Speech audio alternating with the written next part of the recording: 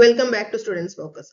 ഇതിനു മുമ്പത്തെ ക്ലാസ്സിൽ നമ്മൾ ഡിമാൻഡിലും സപ്ലൈയിലും ചേഞ്ചസ് വരുന്നത് ഒരുപോലെയാണെങ്കിൽ, അതായത് ഡിമാൻഡ് ഇൻക്രീസ് ചെയ്യുന്നു അപ്പോൾ സപ്ലൈ ഇൻക്രീസ് ചെയ്യുന്നു, ഡിമാൻഡ് ഡിക്രീസ് ചെയ്യുന്നു അപ്പോൾ സപ്ലൈ ഡിക്രീസ് ചെയ്യുന്നു, അങ്ങനത്തെ രീതിയിലാണെങ്കിൽ നമ്മുടെ ഇക്വിലിബ്രിയം പ്രൈസിലും ക്വാണ്ടിറ്റിയിലും എന്ത് ഇഫക്റ്റ് ആണ് വരുന്നതെന്ന് ഡീറ്റെയിൽ ആയിട്ട് പഠിച്ചിരുന്നു. ഇന്ന് നമ്മൾ പഠിക്കാൻ പോകുന്നത് അത് ഓപ്പോസിറ്റ് ഡയറക്ഷനിലാണ് ചേഞ്ചസ് വരുന്നതെങ്കിൽ. കാരണം എപ്പോഴും അങ്ങനെ ആയിക്കോളണം നിർബന്ധമില്ലല്ലോ. ഡിമാൻഡ് കുറയുമ്പോൾ സപ്ലൈ കുറയുന്നു, അല്ലെങ്കിൽ ഡിമാൻഡ് കൂടുമ്പോൾ സപ്ലൈ കൂടിക്കൊള്ളണം എന്ന നിർബന്ധമൊന്നുമില്ല. അപ്പൊ അത് ഓപ്പോസിറ്റ് ഡയറക്ഷനിലാണെങ്കിൽ നമ്മൾ അതിൽ നമ്മുടെ ഡിമാൻഡ് കർവിലും സപ്ലൈ കർവിലും എന്ത് പറ്റും, നമ്മുടെ ഇക്വിലിബ്രിയം പ്രൈസിലും ക്വാണ്ടിറ്റിയിലും എന്ത് ചേഞ്ചസ് വരും, അതാണ് നമ്മൾ ഇന്ന് നോക്കുന്നത്. അപ്പൊ ഫസ്റ്റ് സിനാരിയോ വരുന്നത് ഡിമാൻഡ് ഇൻക്രീസ് ചെയ്യുന്നതും സപ്ലൈ ഡിക്രീസ് ചെയ്യുന്നതും ഒരേ അളവിലാണെങ്കിൽ, അതായത് ഇപ്പൊ 100 യൂണിറ്റ് ഡിമാൻഡിൽ ഇൻക്രീസ് വരുമ്പോൾ 100 യൂണിറ്റ് സപ്ലൈയിൽ ഡിക്രീസ് വരുന്നു. അങ്ങനെ ഒരേ അളവിലാണെങ്കിൽ എന്താ പറ്റുന്നതെന്ന്. അപ്പൊ ഡിമാൻഡിൽ ഇൻക്രീസ് വരുമ്പോൾ എന്ത് പറ്റും, ഡിമാൻഡ് കർവ് റൈറ്റിലേക്ക് ഷിഫ്റ്റ് ചെയ്യും. അപ്പൊ ഡിമാൻഡ് കർവ് നമ്മൾ റൈറ്റിലേക്ക് ഷിഫ്റ്റ് ചെയ്ത് വരച്ചു. ഞാൻ ജസ്റ്റ് റഫായിട്ട് വരയ്ക്കുന്നതുകൊണ്ട് കൃത്യമായിട്ടല്ലായിരിക്കും വരുന്നത്. നിങ്ങളത് കറക്റ്റായിട്ട് നിങ്ങൾ വരയ്ക്കുമ്പോൾ അത് കറക്റ്റായിട്ട് വരച്ചാൽ മതി. ഇനി സപ്ലൈ കർവ് സപ്ലൈയിൽ ഡിക്രീസ് ആണ് ഉണ്ടായത്. അപ്പൊ എന്ത് പറ്റും, സപ്ലൈ കർവ് ലെഫ്റ്റിലേക്ക് ഷിഫ്റ്റ് ചെയ്യും. രണ്ടും ഒരേ അളവിലാണ് ഷിഫ്റ്റ് വന്നേക്കുന്നത്. അപ്പൊ ഇത് ഷിഫ്റ്റ് വരുമ്പോഴത്തേക്കും നമ്മൾ പോയിന്റ് മാർക്ക് ചെയ്യുമ്പോൾ, അതായത് ഈ ഒരു പോയിന്റ് നമ്മൾ മാർക്ക് ചെയ്യുന്നു, ഈ പോയിന്റ് മാർക്ക് ചെയ്യുമ്പോഴത്തേക്കും നമുക്ക് എന്താ മനസ്സിലാവുന്നത്, പ്രൈസ് ഇൻക്രീസ് ചെയ്തു. ഈ പോയിന്റിൽ നിന്ന് ഈ പോയിന്റിലേക്ക് പ്രൈസിൽ ഇക്വിലിബ്രിയം പ്രൈസിൽ ഇൻക്രീസ് വന്നു. ക്വാണ്ടിറ്റിയിൽ എന്താ പറ്റിയത്, ക്വാണ്ടിറ്റി ഈ പോയിന്റ് ഇവിടെയായിരുന്നു, ഈ പോയിന്റ് ഇവിടെയായിരുന്നു, രണ്ടും സെയിം ആണ് വന്നേക്കുന്നത്. അപ്പൊ ക്വാണ്ടിറ്റി കോൺസ്റ്റന്റ് ആണ്. അപ്പൊ നമ്മുടെ ഇൻക്രീസ് ഇൻ ഡിമാൻഡും ഇൻക്രീസ് ഇൻ സപ്ലൈയും ഈക്വൽ പ്രൊപ്പോർഷനിലാണെങ്കിൽ, രണ്ടും ഈക്വൽ ആണെങ്കിൽ പ്രൈസ് ഇൻക്രീസ് ചെയ്യും, പക്ഷേ ക്വാണ്ടിറ്റി നമ്മുടെ ഇക്വിലിബ്രിയം ക്വാണ്ടിറ്റി കോൺസ്റ്റന്റ് ആയിരിക്കും.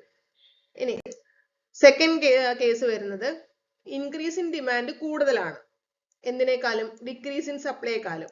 അതായത് സപ്ലൈ ഡിക്രീസ് ചെയ്യുന്നത് ഇപ്പൊ ഒരു 10 യൂണിറ്റേ ഉള്ളൂ, പക്ഷെ ഡിമാൻഡ് ഇൻക്രീസ് ചെയ്യുന്നത് ഒരു 50 യൂണിറ്റ് ഉണ്ടെന്ന് വിചാരിക്കുക. അപ്പൊ എന്താണ്, നമ്മുടെ ഡിക്രീസ് ഇൻ സപ്ലൈയെക്കാളും കൂടുതലാണ് ഡിമാൻഡ് ഇൻക്രീസ് ആയിരിക്കുന്നത്. അങ്ങനെ സിനാരിയോയിൽ എങ്ങനെയാണെന്ന് നോക്കാം. അപ്പൊ ഡിമാൻഡ് ഇൻക്രീസ് ചെയ്യുമ്പോൾ, ഇൻക്രീസ് വരുമ്പോൾ എന്താണ്, നമ്മുടെ ഡിമാൻഡ് കർവ് റൈറ്റിലേക്ക് ഷിഫ്റ്റ് ചെയ്യും. അപ്പൊ അത് കൂടുതലുള്ളതുകൊണ്ട് നമ്മൾ കൂടുതൽ അളവിൽ ഷിഫ്റ്റ് ചെയ്യുന്നു. ഡിമാൻഡ് കർവ് ഷിഫ്റ്റ് ആയി. ഡിക്രീസ് വരുമ്പോൾ ലെഫ്റ്റിലേക്കാണ് നമ്മുടെ കർവ്, സപ്ലൈ കർവ് ഷിഫ്റ്റ് ആവുന്നത്. അപ്പൊ നമ്മൾ സപ്ലൈ കർവ് കുറച്ച് ഷിഫ്റ്റ് ചെയ്തു. കാരണം എന്താ, ഡിമാൻഡ് ഇൻക്രീസ് ആണ് കൂടുതൽ, സപ്ലൈ ഡിക്രീസ് കുറവേ ഉള്ളൂ. അപ്പൊ അതുകൊണ്ട് നമ്മൾ ചെറുതായിട്ട് സപ്ലൈ കർവ് ലെഫ്റ്റ്വേർഡ് ഷിഫ്റ്റ് ചെയ്തു. ഇനി ഇതിന്റെ പോയിന്റ് നമ്മൾ മാർക്ക് ചെയ്യുമ്പോൾ എന്ത് പറ്റും, ഇത് ഇവിടെയാണ് പോയിന്റ് വന്നേക്കുന്നത്. അപ്പൊ അത് ഇങ്ങോട്ട് മാർക്ക് ചെയ്യുമ്പോൾ നമ്മുടെ പ്രൈസ് ഇൻക്രീസ് ആയിട്ടുണ്ട്. ഇനി ക്വാണ്ടിറ്റിയുടെ എന്താ ചേഞ്ച് വന്നത്, ക്വാണ്ടിറ്റിയും ഇൻക്രീസ് ആയിട്ടുണ്ട്. അപ്പോൾ ആ സിനാരിയോയിൽ എന്താണ്, നമ്മുടെ ഡിമാൻഡ് ഇൻക്രീസ് ആവുന്നതാണ് കൂടുതലെങ്കിൽ നമ്മുടെ ഇക്വിലിബ്രിയം പ്രൈസിൽ ഇൻക്രീസ് വരും, പിന്നെ ഇക്വിലിബ്രിയം ക്വാണ്ടിറ്റിയിലും ഇൻക്രീസ് വരും. ഞാൻ നിങ്ങളുടെ അടുത്ത് ഇതിനു മുമ്പത്തെ വീഡിയോയിലും എല്ലാം പറഞ്ഞിട്ടുണ്ട്. ഈ ക്വസ്റ്റ്യൻ കിട്ടുമ്പോൾ തന്നെ, ഇങ്ങനെ ഈ ടൈപ്പ് ഒരു ക്വസ്റ്റ്യൻ വരുമ്പോൾ തന്നെ നിങ്ങൾ അപ്പൊ തന്നെ ഇതുപോലെ ഒരു ഗ്രാഫിക്കൽ റെപ്രസെന്റേഷൻ നിങ്ങളൊന്ന് ചെയ്തു വെക്കുക. അപ്പൊ നിങ്ങൾക്ക് ഈസി ആയിട്ട് ആൻസർ ചെയ്യാൻ പറ്റും. പിന്നെ നമുക്കറിയാം ഇൻക്രീസ് ഉണ്ടാവുന്ന സമയത്ത് റൈറ്റ് വേർഡ് ഷിഫ്റ്റ് ആണ്, ഡിക്രീസ് ഉണ്ടാവുന്ന സമയത്ത് ലെഫ്റ്റ് വേർഡ് ഷിഫ്റ്റ് ആണ്. അപ്പൊ അത് വെച്ച് നിങ്ങൾക്ക് കൃത്യമായിട്ട് ആൻസർ ചെയ്യാൻ പറ്റും. ആ 3 to 5 മാർക്സ് ഈ യൂണിറ്റിൽ നിന്ന് വരുന്നത് നിങ്ങൾക്ക് ഈസി ആയിട്ട് സ്കോർ ചെയ്യാനും പറ്റും. ഇനി തേർഡ് സിനാരിയോ നമ്മൾ നോക്കുന്നതിൽ ഇൻക്രീസ് ഇൻ ഡിമാൻഡ് കുറച്ചേ ഉള്ളൂ, പക്ഷെ ഡിക്രീസ് ഇൻ സപ്ലൈ കൂടുതലാണ്. അതായത് ഇപ്പൊ ഡിമാൻഡ് ഇൻക്രീസ് ചെയ്തേക്കുന്ന ഒരു 10 യൂണിറ്റ് ഉള്ളൂ, പക്ഷെ സപ്ലൈ ഡിക്രീസ് ചെയ്തേക്കുന്ന ഒരു 50 യൂണിറ്റ് ആണ്. അപ്പൊ എന്താണ്, സപ്ലൈ ഡിക്രീസ് ഇൻ സപ്ലൈ ആണ് കൂടുതലുള്ളത്. അപ്പൊ അങ്ങനെ ഒരു കേസിൽ എങ്ങനെയാ വരുന്നത് നമുക്ക് നോക്കാം. അപ്പൊ നമുക്ക് ഡിമാൻഡ് ഇൻക്രീസ് ആണ്, അത് ചെറിയ അളവിലേ ഉള്ളൂ. അപ്പൊ അതുകൊണ്ട് നമ്മൾ ഒരു ചെറിയ അളവില് ഡിമാൻഡ് ഇൻക്രീസ് ചെയ്യുന്നു.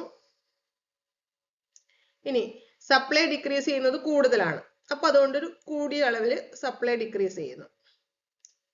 ഓക്കെ, ഞാൻ പറഞ്ഞല്ലോ, ഞാൻ ഇങ്ങനെ റഫായിട്ട് വരയ്ക്കുന്നതുകൊണ്ടാണ് അത് കറക്റ്റ് ആയിട്ട് വരാത്ത. ഈ അളവിൽ തന്നെയാണ് സപ്ലൈ കർവ് ഇങ്ങോട്ടും വരുന്നത്. അപ്പൊ ഈ സിനാരിയോയിൽ എന്താ പറ്റുന്നതെന്ന് നമുക്ക് നോക്കാം. പ്രൈസ് എന്ത് പറ്റി, പ്രൈസ് ഇൻക്രീസ് ആയി. നേരത്തെ ഈ പോയിന്റിൽ നിന്ന് പ്രൈസ് ഇപ്പൊ ഈ പോയിന്റിലേക്കായി, സോ പ്രൈസ് ഇൻക്രീസ് ആയി.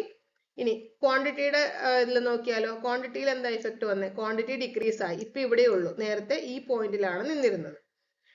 അപ്പൊ അതുകൊണ്ട് നമ്മുടെ ഇഫക്റ്റ് എന്താണ്, ഇൻക്രീസ് ഇൻ ഡിമാൻഡ് കുറവും ഡിക്രീസ് ഇൻ സപ്ലൈ കൂടുതലും ആണെങ്കിൽ നമ്മുടെ ഇക്വിലിബ്രിയം പ്രൈസ് ഇൻക്രീസ് ആവും, ഇക്വിലിബ്രിയം ക്വാണ്ടിറ്റി ഡിക്രീസും ആവും.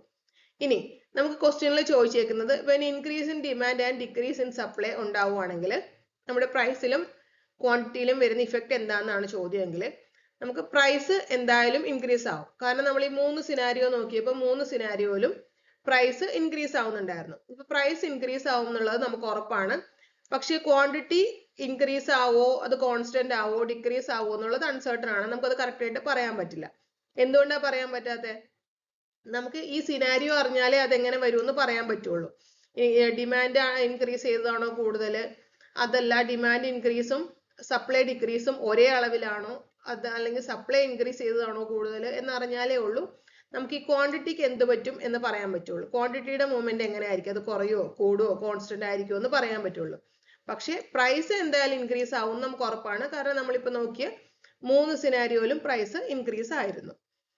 ഇനി അടുത്തത് നമ്മൾ നോക്കാൻ പോകുന്നു, ഇപ്പൊ ഇതുവരെയുള്ള കേസിൽ നമ്മൾ ഇൻക്രീസ് ഇൻ ഡിമാൻഡ് ആണ് നോക്കിയത്.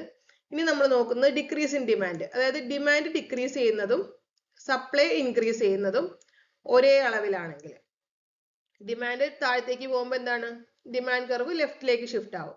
അപ്പൊ രണ്ടും ഒരേ അളവിലാണ്. അപ്പൊ നമ്മൾ ഏകദേശം ഒരേ അളവിൽ വരയ്ക്കുന്നു. അപ്പൊ ഡിമാൻഡ് കർവ് അവിടെ നിന്ന് ഇങ്ങോട്ട് ഷിഫ്റ്റ് ആയി.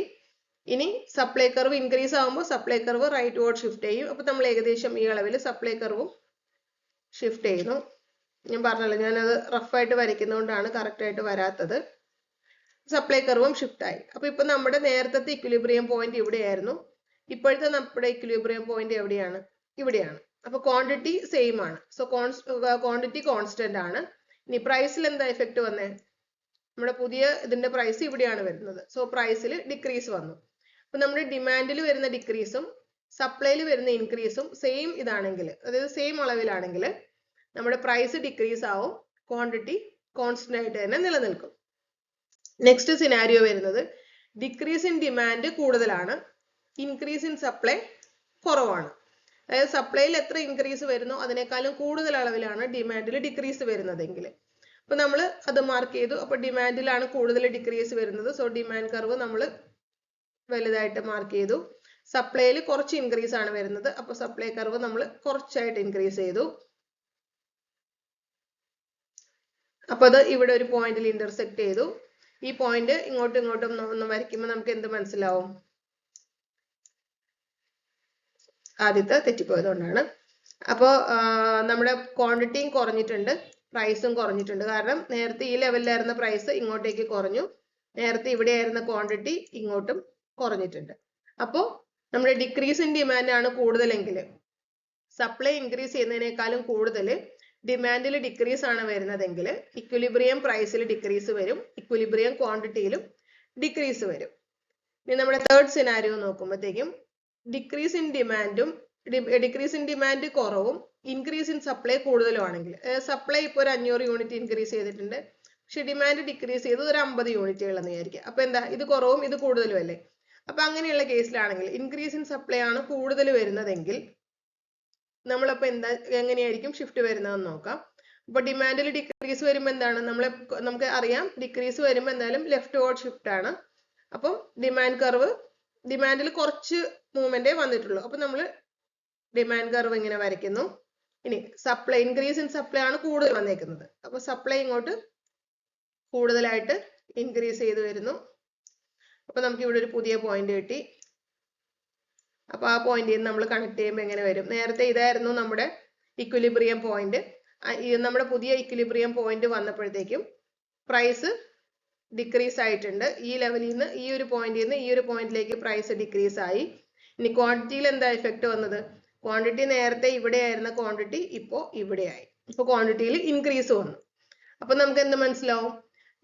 സപ്ലൈയിൽ വരുന്ന ഇൻക്രീസ് ആണ് കൂടുതലെങ്കിൽ, ഡിമാൻഡിൽ വരുന്ന ഡിക്രീസിനേക്കാളും സപ്ലൈയിൽ വരുന്ന ഇൻക്രീസ് ആണ് കൂടുതലെങ്കിൽ നമ്മുടെ ഇക്വിലിബ്രിയം പ്രൈസ് ഡിക്രീസ് ആവും, ഇക്വിലിബ്രിയം ക്വാണ്ടിറ്റി ഇൻക്രീസ് ആവും. ഈ 3 സിനാരിയോ നമുക്ക് നന്നായിട്ട് ക്ലിയർ ആയി.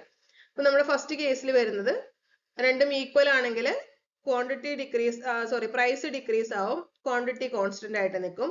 സെക്കൻഡ് കേസിലാണെങ്കിൽ പ്രൈസ് ഡിക്രീസ് ആവും, ക്വാണ്ടിറ്റിയും ഡിക്രീസ് ആവും. ഇനി തേർഡ് സിനാരിയോ, അതായത് ഇൻക്രീസ് ഇൻ സപ്ലൈ ആണ് കൂടുതലെങ്കിൽ നമ്മുടെ പ്രൈസ് ഡിക്രീസ് ആവും, ക്വാണ്ടിറ്റി ഇൻക്രീസ് ആവും. അപ്പൊ ഈ 3 സിനാരിയോ നോക്കിയതിൽ നമുക്ക് എന്താ മനസ്സിലാവുന്നത്?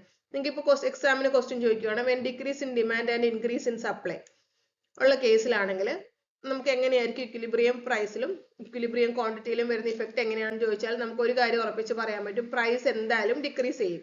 കാരണം നമ്മളിത് ഇവിടെ കണ്ടതാണ് 3 സ്റ്റേജ് വരുമ്പോഴും പ്രൈസ് 3 സിനാരിയോയിലും പ്രൈസ് ഡിക്രീസ് ആയിട്ടുണ്ട്.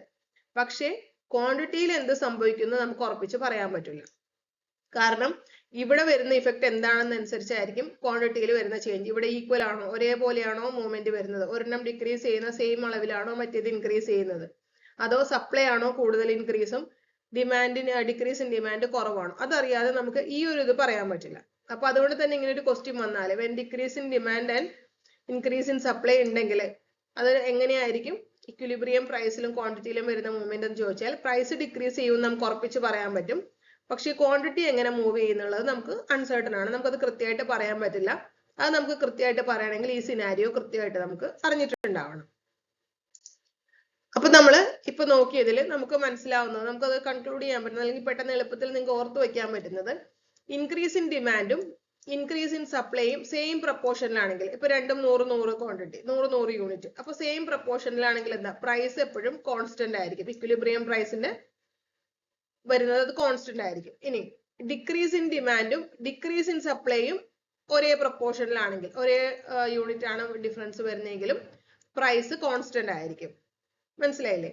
ഇനി ഇൻക്രീസ് ഇൻ ഡിമാൻഡും ഡിക്രീസ് ഇൻ സപ്ലൈയും, അതായത് ഒരെണ്ണം ഇൻക്രീസ് ചെയ്യുന്നു, ഇവിടെയാണെന്ന് പറഞ്ഞാൽ രണ്ടും ഇൻക്രീസ് ആയിരുന്നു, ഡിമാൻഡും സപ്ലൈയും ഇൻക്രീസ് ആയിരുന്നു. ഈ സിനാരിയോയിൽ ഡിമാൻഡ് ഇൻക്രീസ് ചെയ്യുന്ന സെയിം അളവിൽ സപ്ലൈ ഡിക്രീസ് ചെയ്യുവാണെങ്കിൽ, അപ്പൊ അങ്ങനെയുള്ള കേസിൽ നമുക്ക് ക്വാണ്ടിറ്റി കോൺസ്റ്റന്റ് ആയിരിക്കും, പ്രൈസിന്റെ കാര്യം നമുക്ക് പറയാൻ പറ്റില്ല. കാരണം ഞാൻ തൊട്ട് മുമ്പ് പറഞ്ഞ പോലെ നമുക്ക് സിനാരിയോ മനസ്സിലായാലേ ഉള്ളൂ പ്രൈസ് എങ്ങനെ മൂവ് ചെയ്യുമെന്ന് നമുക്ക് പറയാൻ പറ്റുള്ളൂ. പക്ഷെ ക്വാണ്ടിറ്റി കോൺസ്റ്റന്റ് ആണ്, ഇത് ഈക്വൽ ആണെങ്കിൽ. ഇനി ഡിക്രീസ് ഇൻ ഡിമാൻഡും ഇൻക്രീസ് ഇൻ സപ്ലൈയും ഈക്വൽ ആണെങ്കിൽ ആ കേസിൽ ക്വാണ്ടിറ്റി കോൺസ്റ്റന്റ് ആയിരിക്കും. അപ്പൊ നിങ്ങൾക്ക് മനസ്സിലാക്കണം ഈ 4 സിനാരിയോ, ഇത് നിങ്ങൾക്ക് അങ്ങോട്ടും ഇങ്ങോട്ടും മാറിപ്പോകരുത്, ഈസിയാണ്. ഇൻക്രീസ് ഇൻ ഡിമാൻഡും ഇൻക്രീസ് ഇൻ സപ്ലൈയും സെയിം പ്രപ്പോർഷനിലാണെങ്കിലും, ഡിക്രീസ് ഇൻ ഡിമാൻഡും ഡിക്രീസ് ഇൻ സപ്ലൈയും സെയിം പ്രപ്പോർഷനിലാണെങ്കിലും പ്രൈസ് കോൺസ്റ്റന്റ് ആയിരിക്കും.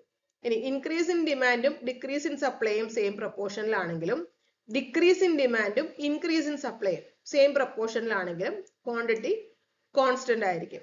അപ്പൊ ഞാൻ നേരത്തെ പറഞ്ഞ പോലെ തന്നെ ഇതുപോലെ ഒരു ക്വസ്റ്റ്യൻ കിട്ടിയാൽ നിങ്ങൾ അപ്പൊ തന്നെ അതിൽ ഇത് വരച്ചു വെക്കുക, നമ്മുടെ ഡിമാൻഡ് കർവും സപ്ലൈ കർവും വരച്ചു വെക്കുക. അതിൽ ഒരു പോയിന്റ് വരയ്ക്കുവാണെങ്കിൽ നിങ്ങൾക്ക് നെക്സ്റ്റ് ഇവർ പറയുന്നതനുസരിച്ച് ഡിക്രീസ് ആണോ ഇൻക്രീസ് ആണോ എന്നുള്ളതനുസരിച്ച് നിങ്ങൾക്ക് അത് നെക്സ്റ്റ് കർവ് വരച്ചിട്ട് അതനുസരിച്ച് നിങ്ങൾക്ക് അത് പോയിന്റ് കണ്ടുപിടിക്കാനും ആൻസർ കൃത്യമായിട്ട് ചെയ്യാനും സാധിക്കും.